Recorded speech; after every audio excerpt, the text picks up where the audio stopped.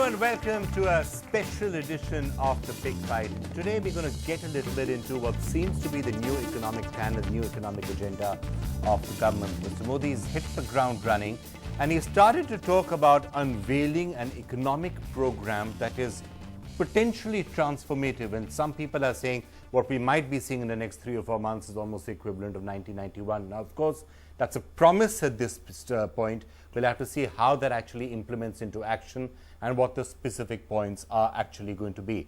We've seen some hints already coming out as to what the government is thinking about, a 10-point agenda from the Prime Minister, some hints from other ministers as well. So today on The Big Fight, we're trying to put some of this together, trying to see what the agenda is likely to be, and we've assembled a battery of experts out here who can give us their suggestions and their views as to which direction they think perhaps the new government should be going in. And as always, I guess implementation is the key. So let me start off by welcoming our old friend P.N. Vijay, who's a leader of the BJP, closely associated with their economic policy, also an investment banker, so approaches this in two or three different hats, and perhaps can answer the question as to why the stock markets are not more excited than they are right now. I'm going to get you to answer that. Rajiv Gowda, spokesperson of the Congress Party. When you are criticizing their agenda, of course, I'm going to ask you why you didn't do any of this in the last 4 or 5 years, which is no doubt a question you expect me to ask. Professor B.B. Bhattacharya, economist, former vice chancellor of the JNU, looking at it from a slightly, I think will criticize all of what is neoliberal policy. So you probably disagree. Victor Marat, great to have you with us, bureau chief of the Financial Times. I see a lot of some excitement certainly among the international press and foreign investors. And let's see whether the action on the ground actually matches it.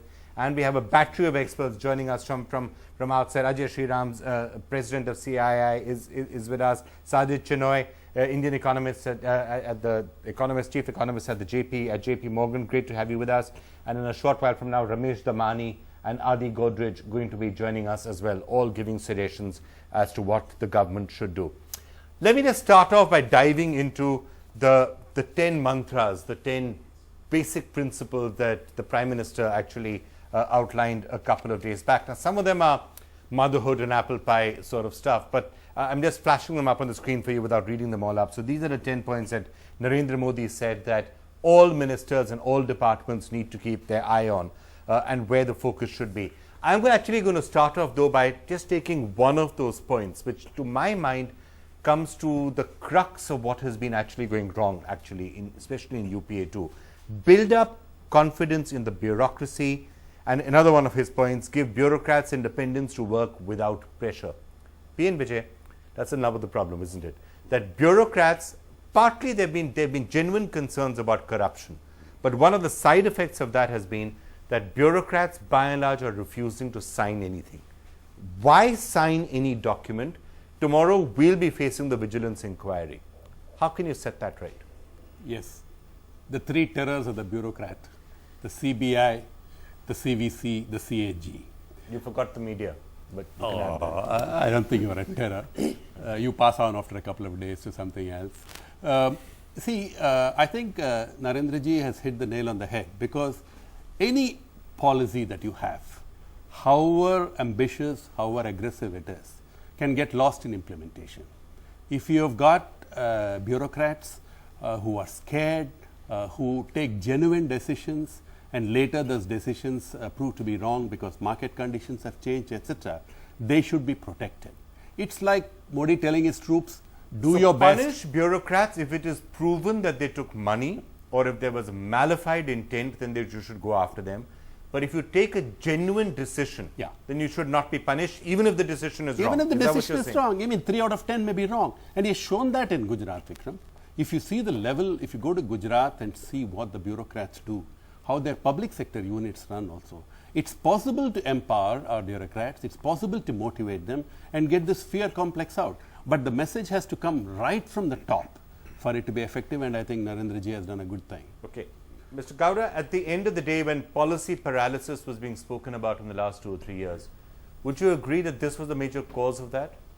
Yeah, so these institutions that we just spoke about and the general atmosphere that was created around decisions, essentially resulted in a situation where everyone was afraid to take action. Mr. Modi's track record in Gujarat is one of marginalizing ministers and centralizing all power in his hands, run through his favorite bureaucrats. We don't want a replication of that. We do not want a replication of that in Delhi. So let's be very, very careful where this is going to head. Okay, where is it going to head? Sajid Chinoy, on the specific point around this, any thoughts and suggestions you have? Bureaucrats have naturally been not refusing to sign. How do you fix this problem? If you look at the decomposition of growth in India, and you talk about the 500 basis points slowdown from 9% to 4% in the last few quarters, almost 40% of that is because of implementation bottlenecks. So it's not because of interest rates went up or because the global economy slowed, oil prices went up. It's because on the ground you've got stalled projects at record highs. Now clearly bureaucratic risk aversion is one part of it, but I would submit that while that's a necessary condition, it may not be a sufficient condition for the following reason. You already had the previous government in the last year clear projects quite significantly. There's 5% of GDP in projects, environmental clearances, land clearances that got cleared. But not much of that has gotten executed on the ground because apart from risk aversion, there actually needs policy reform. You can clear a power project, but the fact is there is still no coal coming from Coal India. You can clear a power project, but the fact is they can't sell their produced power because the state electricity board cannot buy that power at that rate. Land acquisition is actually a state subject. So I guess my point is it's very important to fix the bureaucratic part of it. But a lot of these problems lie at the state levels. Land is a state issue. Power pricing is a state issue. So the central government will have to work very closely with the states. And you will need actual policy reform on coal, on power, on land to accompany the relaxation in bureaucratic risk aversion if this has to materially impact economic conditions on the ground. All right, Sajid. Adi Godrej now joining us as well.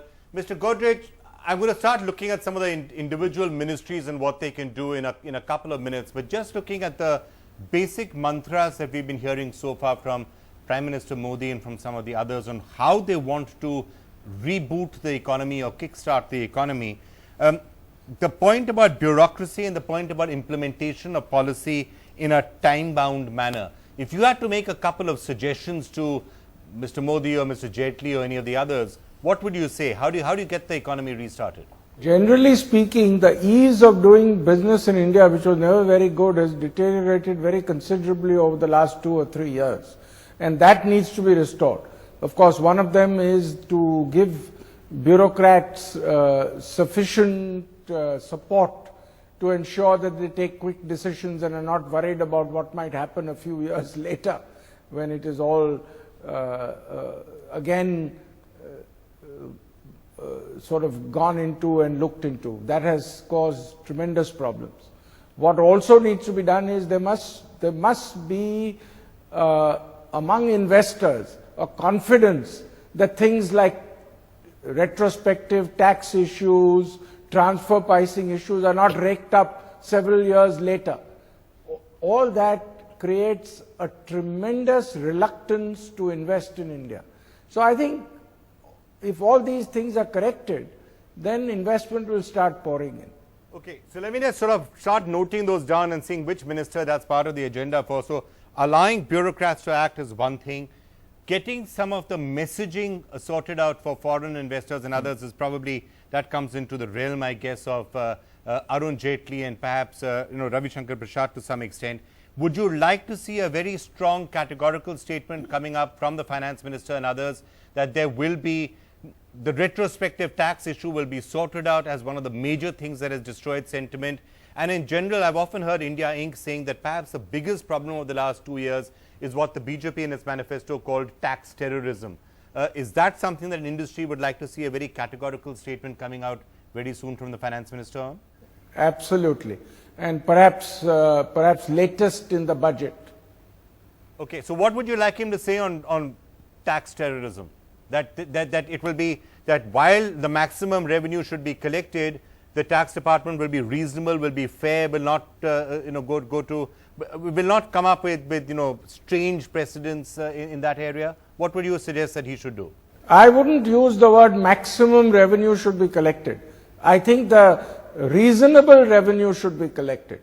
Clearly, if you want to use the term in terms of not allowing tax evaders to get away, yes, then maximum revenue should be collected. But otherwise, reasonable revenue should be collected. And the tax authorities shouldn't start making outlandish claims on assessees. On the tax issue, I think what the BJP has been saying for some time, and they've been getting a lot of feedback from foreign investors. One is the retrospective tax, of course, which was just put off people so much. I mean, Vodafone was so committed to invest in India. Got a big problem with Nokia on transfer pricing, on all this. So these are very sort of significant names who to go back and tell their stories. And it's maligned our name, whatever people may say. The second thing is the tax terrorism. I mean, you make statements like maximize, raid people, you have a target to meet. This whole approach that the businessman has nothing else to do but to hide tax and go after him, arm twist him and get some money out. And the third thing, Vikram, which is most important, is continuity of tax regime. A businessman was telling me that he went into Vietnam in 1992. He was given a tax paper, this will be the tax things. We are in 2014. 22 years that country has not changed it. Okay. Now, people go to the drawing board, make some statements, and then next 2-3 years, you just, because you want some more revenue or etc., you change the tax structure. Okay, fair continuity. enough. Mr. Godrej, before you leave us, just one more point to you. We've also heard coming from the government, yes, we want to kickstart infrastructure. Yes. We want to get those projects that are just sitting on the back burner off the road, power and coal. How do we do that? What would be your suggestions on how do you get all those projects off the ground? Now, some work has been done, let's be fair, by UPA2 in starting some of those projects rolling, but few and far between. What can the government do to make sure that all those projects start to get onto the roads, infrastructure is unlocked? Well, first of all the projects which have been stalled should be put back in place. All the coordination between, say, coal supply and power production and things of that sort should be worked out. Environment Ministry clearances should come quickly and easily. But what is most important is many more infrastructure projects need to be put into place. Infrastructure has suffered very badly over the last 5 years or so, and we need to invest much more. And I would suggest that the government uses disinvestment and privatization as the way to finance the new large infrastructure investment that will be required. That will kickstart growth, that will create tremendous employment, and the economy will start doing extremely well. All right, Mr. Godrej. Well, thank you so much, sir, for joining us with some of those perspectives. It's always a pleasure, sir, to hear from you. Thank you so much for having been with us. Good talking to you. Thanks. Sajid Chenoy, let me get you in again, because I know you have to leave us as well. On a couple of those points that Mr. Godrej was making, infrastructure, getting money for infrastructure, we may, if you actually say that we need to do all of this stuff and have these roads and this Ganga and put tourism hubs along the way, it's going to require money. He says disinvestment, one of the ways you could get that money. I don't know, get Mr. Shori back as disinvestment minister, who knows? I'm being facetious. I completely agree. I mean, I don't think financing is the most binding constraint at the moment. There is financing available. The bigger constraint really is implementation. So, I think one of the concrete things you can do is you have the political will now to denationalize Coal India and break it up into smaller units than this very large behemoth. That's one, the concrete proposal. The other is, you really for the first time in 30 years have the kind of political majorities where you can even consider some kind of competition or privatization of power distribution. This is the kind of big bang second generation reforms that we need. Labor market reforms, 250 labor laws, some at the center, some at the state, big impediment to manufacturing. you can take the central labor laws and relax them a little bit. A Land Acquisition Act, you can make that a little more business friendly. So there are very real things that can be done.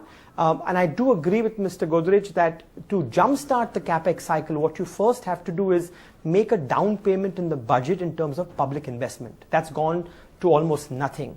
But to do that and simultaneously achieve fiscal consolidation, what you'll have to do is do big bang non-tax revenues. And this is a bit of a tricky problem because the Prime Minister in his own state has not believed too much in disinvestment. It's more about making these enterprises more, performing better and more professional. But we'll have to bite the bullet, undertake some disinvestment, especially now when capital markets are rallying. That opens up some fiscal space for the new government if they were to disinvest at these levels.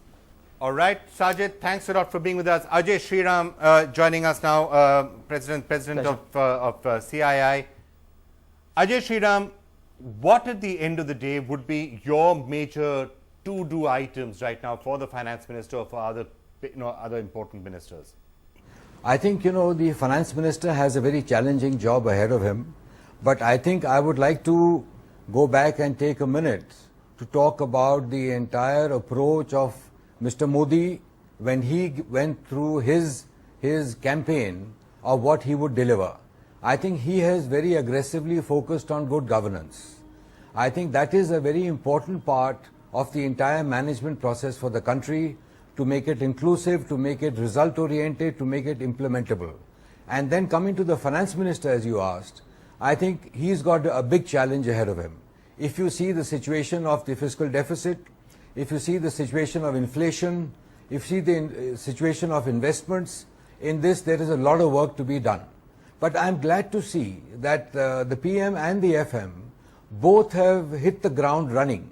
I mean, the FM has made statements in the last few days regarding how they can better move on the GST issue.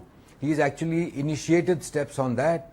He's talking about how to look at the borrowing options for corporates, how to look at improving investments. I think these are the steps which the FM has already taken and had initiated. I think we mustn't forget that they've been in government only for just about 2.5, 3 days. So I think they have really initiated some steps already, and there's a lot more to do, but I think that has to be done. So we've heard some of the things already coming out: empower bureaucrats, tax, get those projects rolling, and so on and so forth. What would be the next item you would tell the Finance Minister or the Prime Minister? I think for the PM, the issue which is most crucial right now is implementation. I think there are a lot of schemes already on board, whether it's the investments, whether it was the 6.5 lakh crore CCI cleared projects. I think he has to move on implementation, and implementation has to be all inclusive. I think the issue which he's talked about of working closely with states, I think that is very important, because at the end of the day, the main action is at the state level. So I think the coordination between center and state is very crucial. I think the push on that has to be very strong.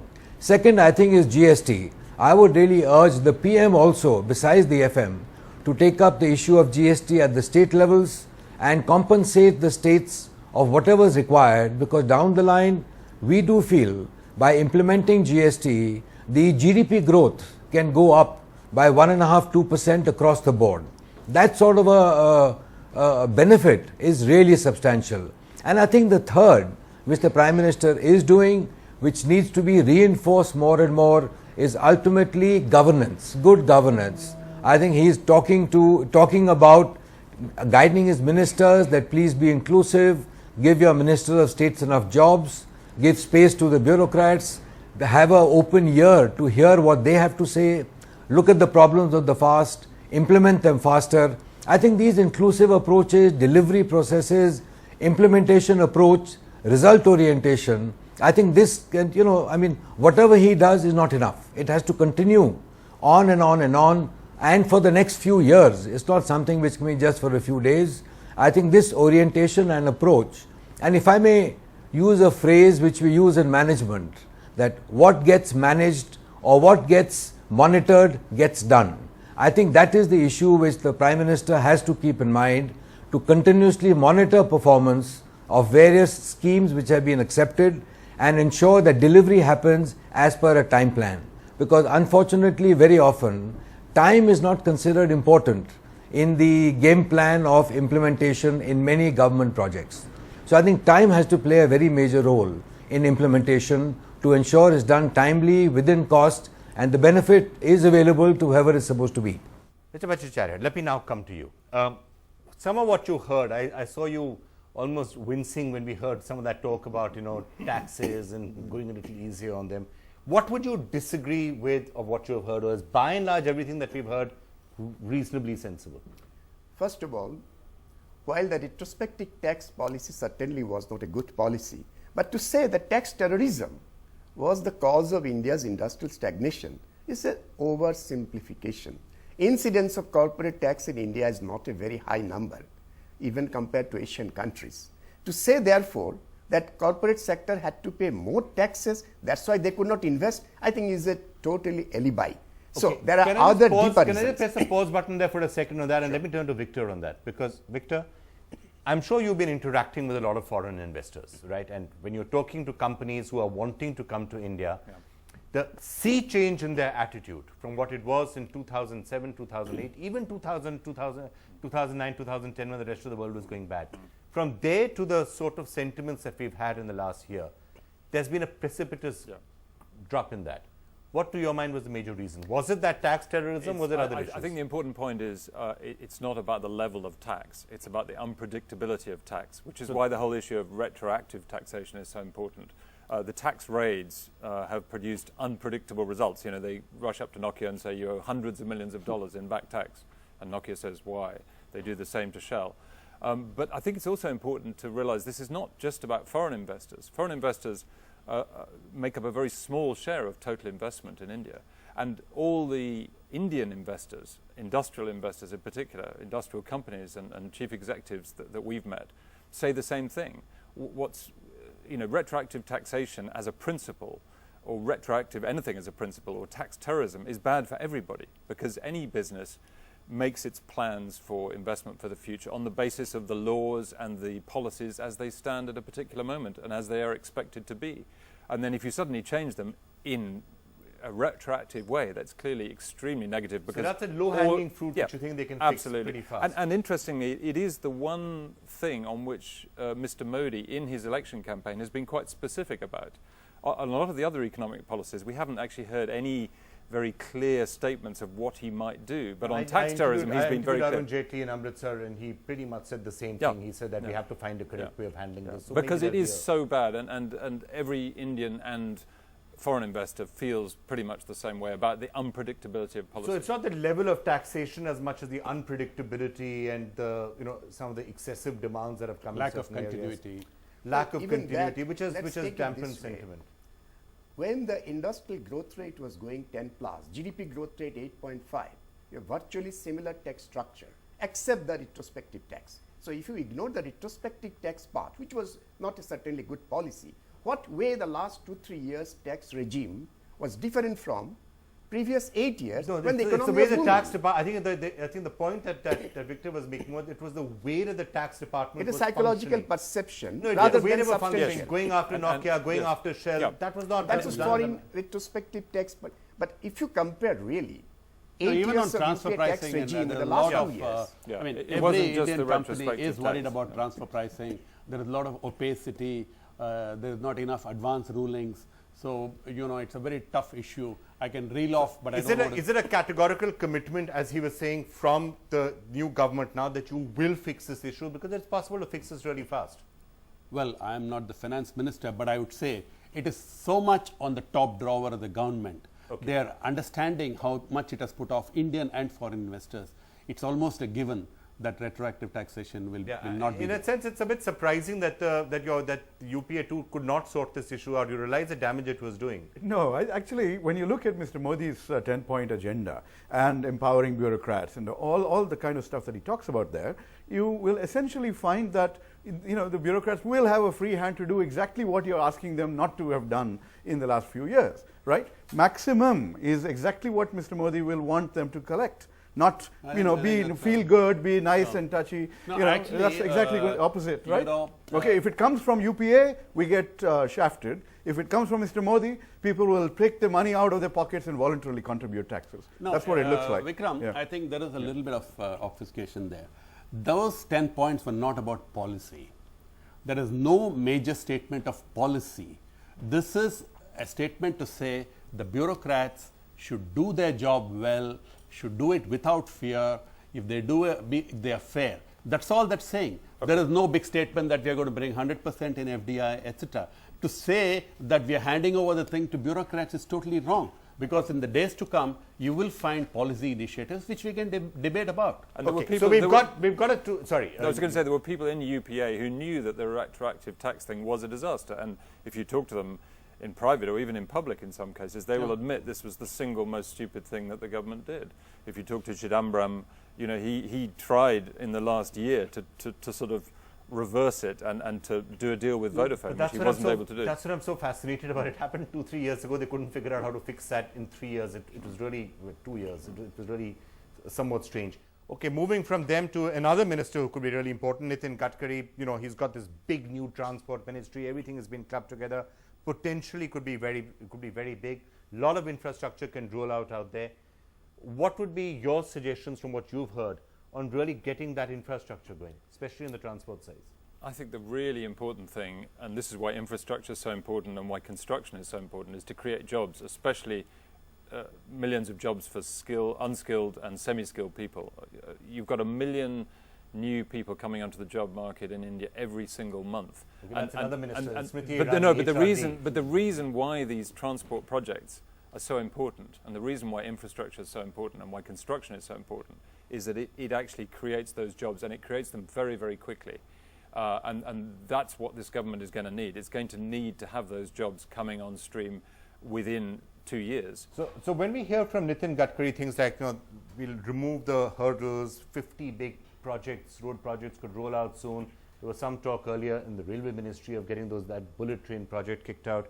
In general, good idea, wasteful, just what we need.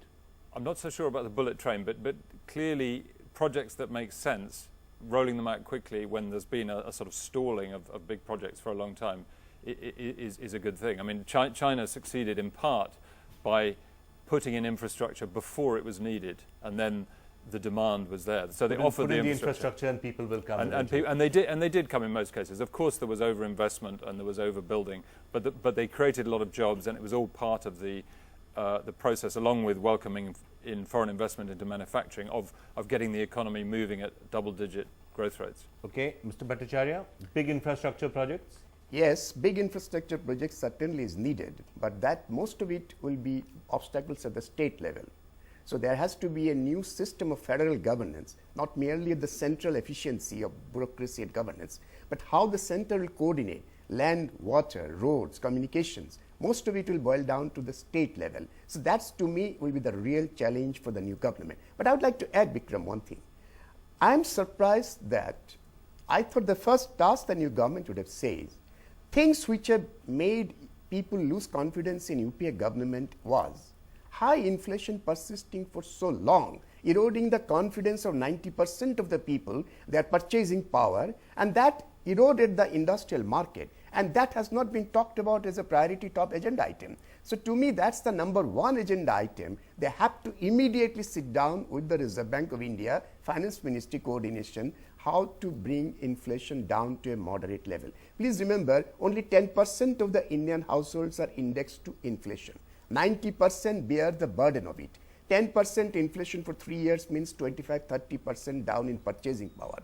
So tax regime, etc., all these things hit the top corporate confidence, but the real public confidence lost on inability to control the inflation. So I would urge the government immediately start on agenda. Okay, so those are both excellent points. P. N. Vijay, let me come to you, then I'm going to come to everyone else on them.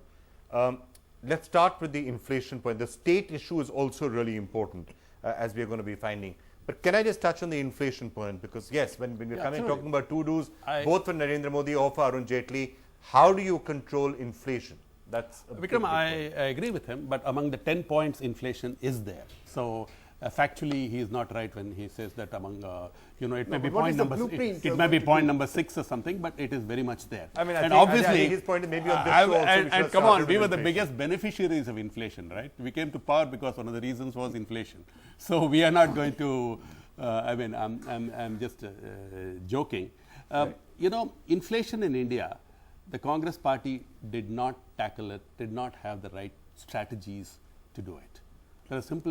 It was not a supply-demand issue.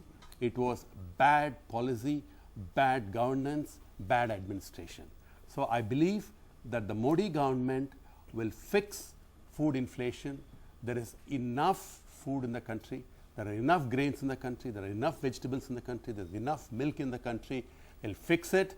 We have been told ad nauseum by ministers and the Prime Minister that the Agricultural Prices Marketing Committee is the, there are many ways of doing it. Remove perishables from the thing, bring it into essential, prevent hoarding. But all that is required, Vikram, is the stick.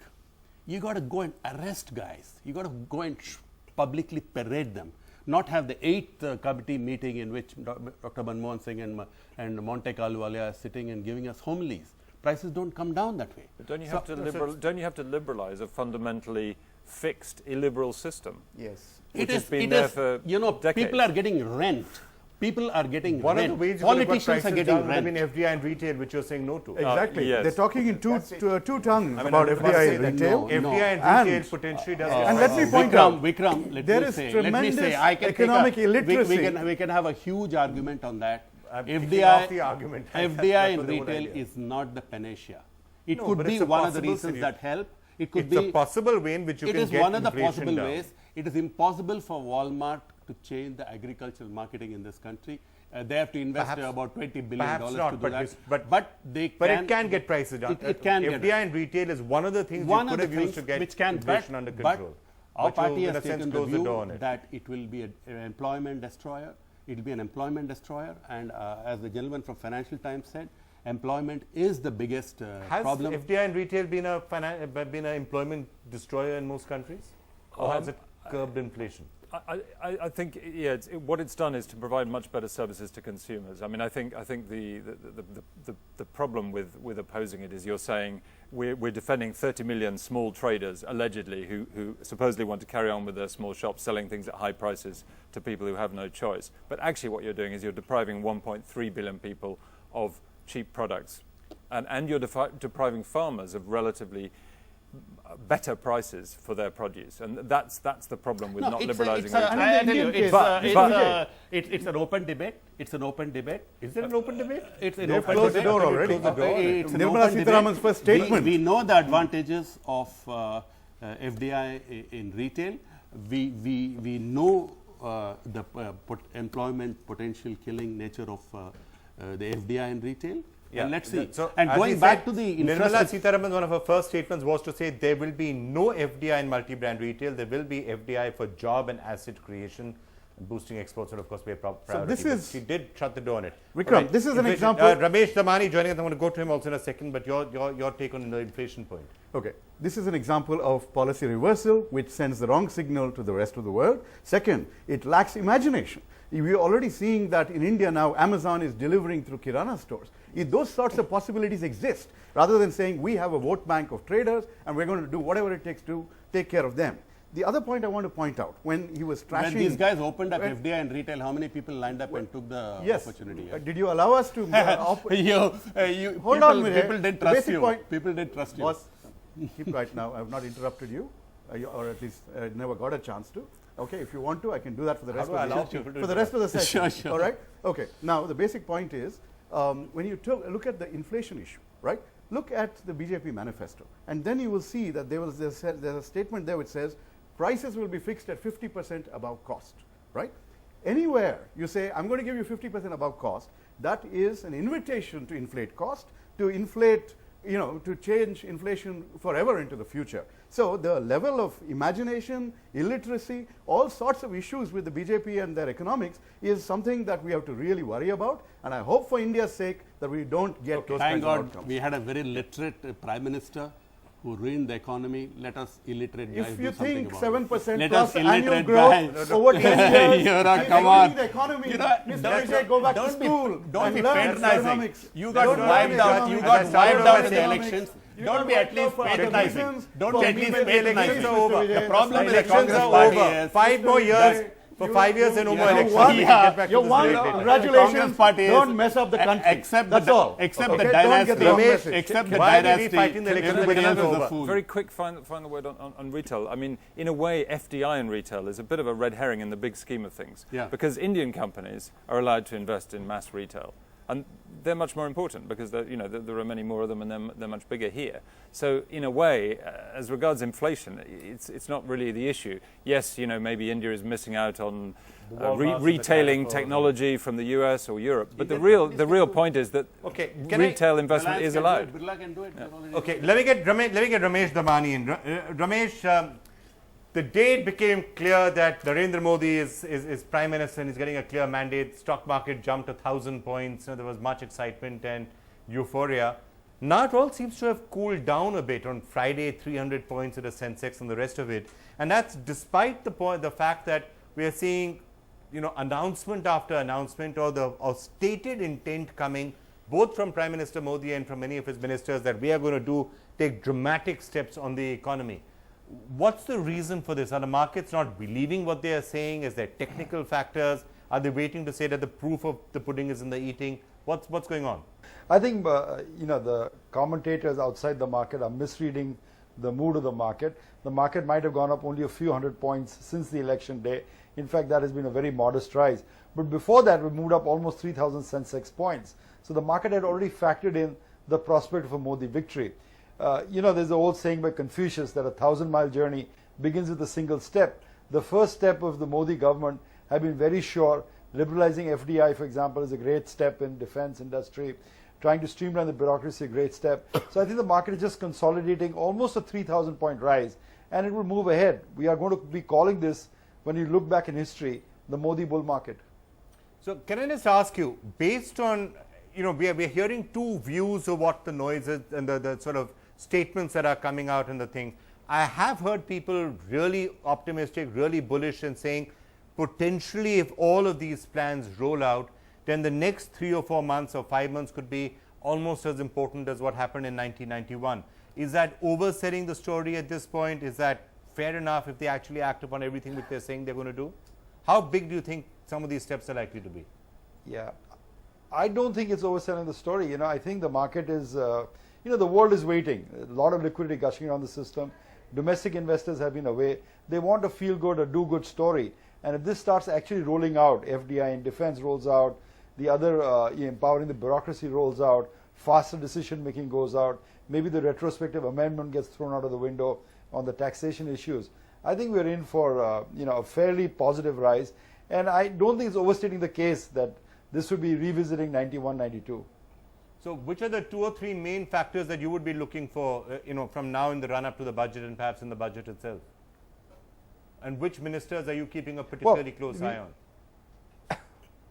No, it includes the budget. I think the budget will be the first chance to present the financial intellectual plan of the Modi administration. So clearly we look not up to the budget, but including the budget, we'll be looking at that fingerprint. But I think just as decisions to liberalize FDI, very important. The decision to push through GST, very important. Most important, I feel the sense of confidence that has come back in this nation. I think when the capitalism works when someone says buy, someone says build, someone says boom. It doesn't work when people are scared to sign forms, scared to build an investment project. So we need that momentum back. And I very clearly sense that on the ground and in the markets, that the positive momentum is building up. Now I think we'll give a new government time to the budget to see what kind of policies they go on. So they are, in my opinion, on an extended honeymoon. And the market will remain buoyant in my view, even in the face of, say, a declining Dow or some bad corporate profits. I think the market is going to give this administration some rope over the next few months. Okay, let me come though to some of the potential problems in this entire scenario, and that is not just that the government may not actually act on it, or they may make missteps or other things. The point that Mr. Bhattacharya was making about the states.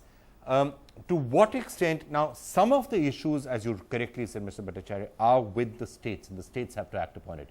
Today, if there is a power crisis taking place in Uttar Pradesh, and the same could happen in other parts of the country, there's only so much that Piyush Goyal as Power Minister of the country can actually do about it, other than sending out messages saying there's power available in the grid, why don't they buy it? But there's so much that people can do. Is that a major issue, you think, or at the end of the day, are there ways that the central government can get the states to act? Take the case of POSCO. For years in Odisha, they have been trying to get the land, $13 billion project. Odisha is still ruled by the same party, same political system. We'll have to wait and see now what kind of new equations are arrived from the center to the states, the regime, that this time message from the center will be accepted by the state, because we have seen many such cases. Change of polity at the top does not guarantee these days the grassroots level political system. That's the POSCO case, for instance. Even Odisha government could not persuade their local governance. So there is a big challenge here. While some of the infrastructure projects might get through smooth, urban area, big metro, this and that, but as soon as it comes to this kind of issues, we'll have a big challenge. And that's what is, I think, going to revive some of the issues. So what the feel-good factor right now is at the top. It needs much deeper blueprint to be conveyed at the bottom that, look, POSCO is going to benefit us. And people willingly in the village saying, all right, we'll give the land for POSCO. Okay. The getting the states along, I mean, actually, there are two slightly separate problems. The one big problem that people were talking about is, how do you get bills through? You can get the bills through in the Lok Sabha, but not in the Rajya Sabha. Now, actually, there is a way around it that people are now starting to factor in. You could theoretically, if the Congress party or anybody else blocks bills in the Rajya Sabha, you could have joint sessions of parliament and get them through. Yeah. So that's possible. But getting the states to act is not something that will always be in the central government's hands. I think it's perfectly right. Both these gentlemen have pointed out. I mean, GST, for example, one of the biggest issues that the Modi administration is going to face. It's a real issue because of the bipolarity of the states. Many states are not ruled by the NDA. I would expect, this is my hunch, that a bit of the stick will be used in all these matters. A bit of the stick will be used. Bit of the stick will be used because you can. So we've had a power crisis in Uttar Pradesh. No. I'll tell you, for example, a road. To add to law and order. For example, Vikram, when the BJP demitted office, you tell the Samajwadi Party in May 2000, why not? That's what seems to be. Why not? 2004, when we demitted office, you would remember, we had talked about it in your programs, we had a blueprint for privatization of T&D totally. We had the World Bank into the act, a carrot and stick policy, and if we had stayed on for another 5 years, the entire transmission and distribution of electricity in this country. Privatize all SEBs across the country. SEBs across the country. That is the blueprint that Arun Shourie, along with the Power Ministry, has done it. That is the main problem. So you don't have a big chief ministers meeting and tell them, please acquire more land for my highway project. That's going to be Manmohan Singh's way of doing it.